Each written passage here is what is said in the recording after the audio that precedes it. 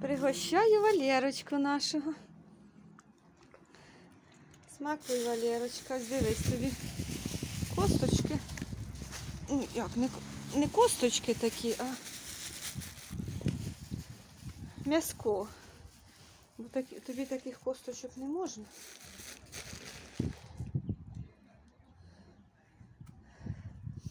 Це покушаєш усе. Ти йому м'яса хочеться. Що йому та ковбаса, да, Валерочка? Що йому та колбаска? Поїсть усе, Валера. Їж. Від пані Крістіночки тобі гостинчики, да, Валерочка? Їж.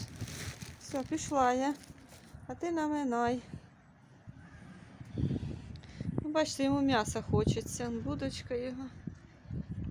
М'яса хочеться. Ну він усе покушає, да. Їж, Валерочка. Все, я пішла, їж.